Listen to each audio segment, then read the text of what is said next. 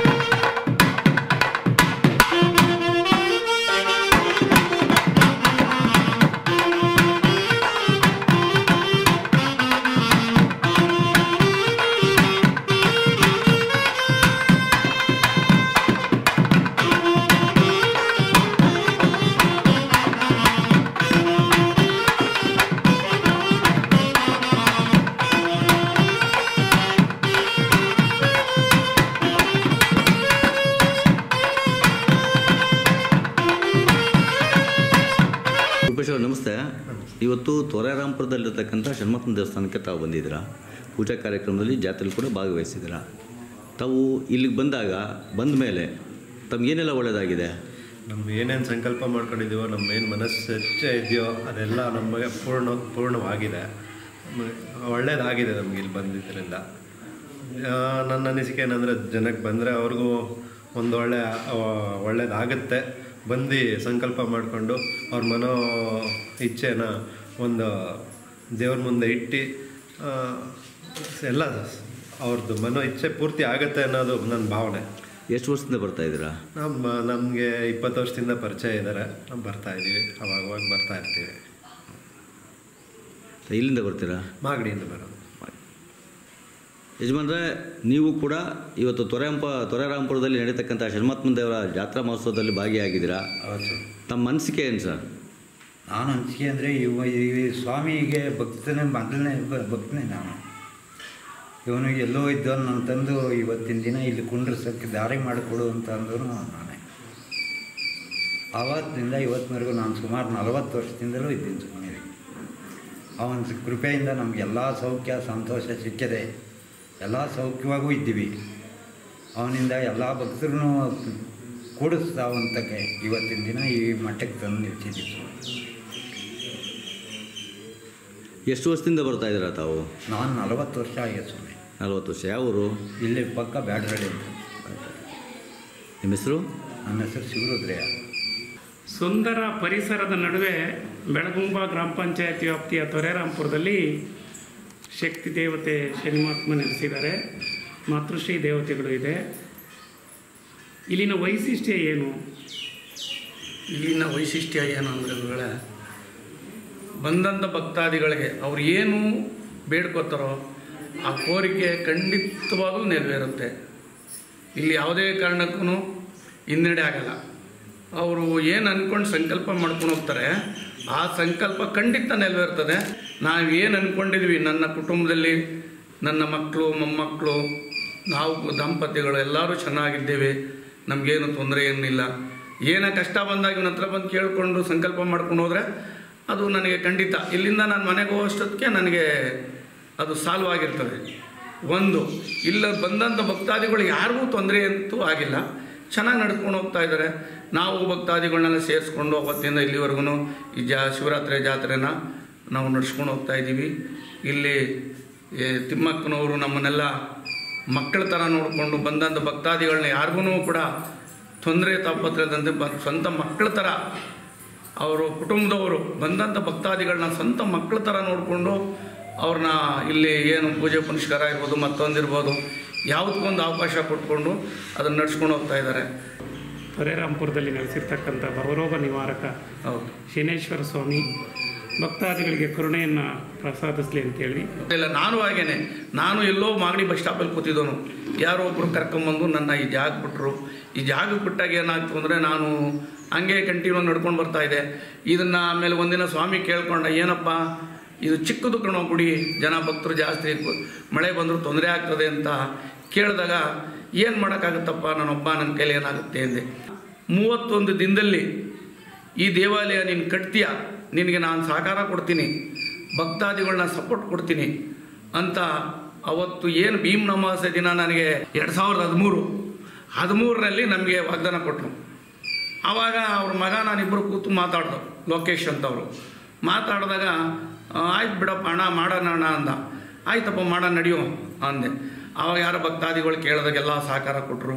ಖಂಡಿತ ಸ್ವಾಮಿ ಏನು ಹೇಳಿದ್ದೋ, ಈ ಭೀಮ್ ಅಮಾವಾಸ್ಯೆ ಕಳೆದ 4 ದಿವಸದಲ್ಲಿ ಇದಕ್ಕೆ ಪಾಯ ಹಾಕಿದ್ದಕ್ಕೆ ಮತ್ತೆ ಅಮಾವಾಸ್ಯೆ ಬರೋ ಅಷ್ಟೊತ್ತಿಗೆ, ಏನೋ 1 ತಿಂಗಳಲ್ಲಿ ಅಮಾವಾಸ್ಯೆ ಬರುತ್ತಲ್ಲ, ಅಮಾವಾಸ್ಯೆ ಬರೋ ಇನ್ನು 5 ದಿನ ಇದ್ದಂಗೆ ಈ 16 ಪಿಲ್ಲರ್ ಹಾಕಿ ಇಷ್ಟು ದೇವಸ್ಥಾನ ಕಟ್ಟಿಸಿ ಮೋಲ್ಡ್ ಹಾಕಿ ಪ್ಲಾಸ್ಟಿಕ್ ಶುರು ಮಾಡಿಸಿದ್ದೆ ಸ್ವಾಮಿ.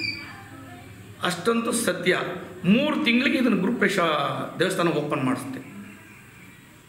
ಅಷ್ಟು ಸತತವಾಗಿ ನಾನು ಯಾಕೆ ಕಟ್ಟಿದೆ, ನಾನು ಹೆಂಗೆ ಬಂದೆ, ಇಲ್ಲಿ ಹೆಂಗಾಯಿತು, ಅವ್ರು ಹೆಂಗೆ ನನಗೆ ಸಹಕಾರ ಕೊಟ್ಟರು ಏನೂ ಗೊತ್ತಿಲ್ಲ. ಆ ಥರ ನಮಗೆ ಅಭಿವೃದ್ಧಿ ಆಯಿತು.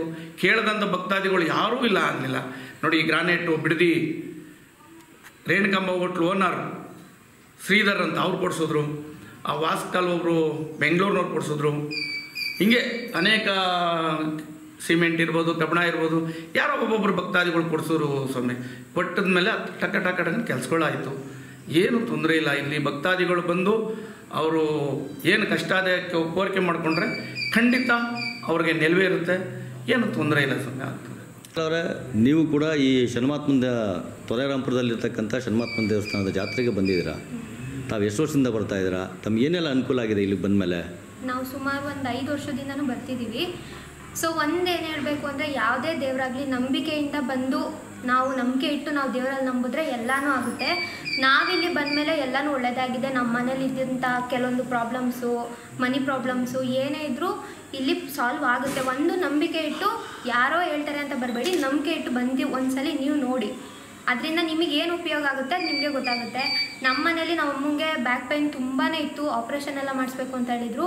ಬಟ್ ನಾವು ಅದು ಈಗ ಅಷ್ಟು ಹಣಕಾಸು ಪರಿಸ್ಥಿತಿ ಯಾರಿಗೂ ಇರಲ್ಲ. 1000 ರೂಪಾಯಿ, ಲಕ್ಷಾಂತರ ರೂಪಾಯಿ ಅಂದರೆ ಯಾರೂ ಮಾಡೋಕ್ಕಾಗಲ್ಲ.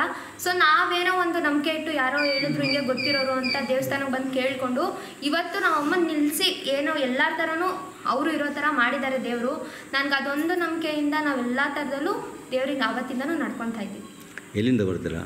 ನಾವು ನೆಲಮಂಗಲದಿಂದ ಬರೋದು. ತಾವು ಕೂಡ ಈ ದೇವಸ್ಥಾನಕ್ಕೆ ಬಂದಿದ್ದೀರಾ? ಹೌದು ಸರ್. ತಮ್ಮ ಅನಿಸಿಕೆ ಏನು ಸರ್? ಸರ್, ನಾನು ಇಲ್ಲಿಗೆ ಸುಮಾರು 20 ವರ್ಷಗಳಿಂದ ಬರ್ತಾ ಇದ್ದೀನಿ. ನಮ್ಮ ತಾಯಿ, ನಮ್ಮ ತಂದೆ ಎಲ್ಲ ಬರ್ತಾ ಇದ್ದಾರೆ. ಆದರೆ 20 ವರ್ಷಗಳಿಂದ ಇಲ್ಲಿವರೆಗೂ ನಮಗೆಲ್ಲ ರೀತಿ ಅನುಕೂಲ ಆಗಿದೆ. ಫಸ್ಟು ಭಗವಂತನ ನಂಬಬೇಕು ಯಾರೇ ಆಗಲಿ. ಸೊ ಇವತ್ತು ನಾವು ವಕೀಲರಾಗಿದ್ದೀವಿ, ವಕೀಲರಾದ್ರೂ ಸಹ ಭಗವಂತನ ನಾವು ನಂಬಿದ್ದೀವಿ. ಇವತ್ತು ನಾವು ಈಗ ಸ್ಥಿತಿಗೆ ಬರೋಕ್ಕೆ ಭಗವಂತನೇ ಕಾರಣ ಅಂತಲೂ ಹೇಳ್ಬೋದು. ಸೊ ಯಾರೇ ಆಗಲಿ ತಮ್ಮ ಅನಿಸಿಕೆ, ನಮ್ಮ ಭಗವಂತನ ಫಸ್ಟು ನಂಬಿದಂತಹ ಭಕ್ತರಿಗೆ ಯಾವತ್ತೂ ಕೈ ಬಿಡೋದಿಲ್ಲ ಅನ್ನೋದೇ ನನ್ನ ಅನಿಸಿಕೆ. ಇವತ್ತು ನಾನು ನಂಬಿದ್ದೀನಿ, ಆ ಭಗವಂತ ಎಲ್ಲರಿಗೂ ನಮ್ಮ ಕುಟುಂಬದಲ್ಲಿ ಒಳ್ಳೇದು ಮಾಡಿದ್ದಾನೆ, ಇಲ್ಲಿವರೆಗೂ ಚೆನ್ನಾಗಿಟ್ಟಿದ್ದಾನೆ. ಅದೇ ರೀತಿ ಭಕ್ತರು ಎಲ್ಲರೂ ಇಲ್ಲಿ ಬಂದಿರುವಂತಹ ಭಕ್ತರಿಗೆ ಎಲ್ಲರಿಗೂ ಒಳ್ಳೆಯದೇ ಆಗಿದೆ, ಇಲ್ಲಿವರೆಗೂ ಒಳ್ಳೆಯದಾಗಿದೆ, ಬರ್ತಾ ಇರೋರಿಗೂ ಸಹ ಒಳ್ಳೆಯದೇ ಆಗಿದೆ. ಹಂಗಾಗಿ ಭಗವಂತನ ಮೇಲೆ ನಂಬಿಕೆ ಇಟ್ಟು ಬನ್ನಿ. ನಿಮ್ಮ ಅನಿಸಿಕೆ, ನಿಮ್ಮ ಸಂಕಲ್ಪ, ದೃಢ ಸಂಕಲ್ಪ ಮಾಡಿ, ಭಗವಂತ ನೀನು ಕಾಪಾಡುವಂಥ ದೃಢ ಸಂಕಲ್ಪ ಮಾಡಿ ಅವನ ಮೇಲೆ ಭಾರ ಹಾಕಿ ಎಲ್ಲ ರೀತಿ ಒಳ್ಳೆಯದೇ ಆಗಿ, ನಮಗಂತೂ ಒಳ್ಳೆಯದಾಗಿದೆ. 20 ವರ್ಷಗಳಿಂದ ಇಲ್ಲಿವರೆಗೂ ನನಗೆ ಸಹ ಒಳ್ಳೆಯದಾಗಿದೆ. ಹಾಗಾಗಿ ಎಲ್ಲರೂ ನಂಬಿ ಭಗವಂತನ ಬನ್ನಿ ಅಂತ ಹೇಳ್ತೀನಿ. ಬಂದು ಇಲ್ಲಿ ಭಗವಂತನ ಸಂಕಲ್ಪ ಮಾಡಿದ್ರೆ ಎಲ್ಲರಿಗೂ ಒಳ್ಳೆಯದೇ ಆಗುತ್ತೆ ಅಂತ ಹೇಳ್ತೀನಿ. ಅಷ್ಟು ಮಾತ್ರ ಹೇಳ್ತೀನಿ ಸರ್.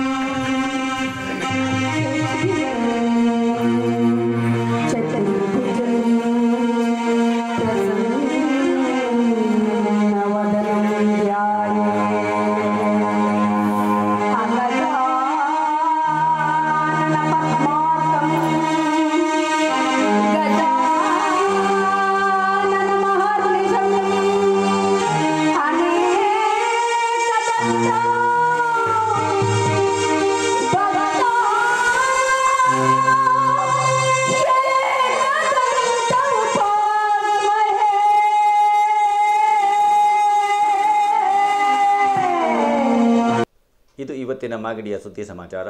ನಿರಂತರ ಸುದ್ದಿ ಸಮಾಚಾರಕ್ಕೆ ವೀಕ್ಷಿಸಿ ನಿಮ್ಮ GTV ನ್ಯೂಸ್ ಕನ್ನಡವನ್ನು. ವಂದನೆಗಳು.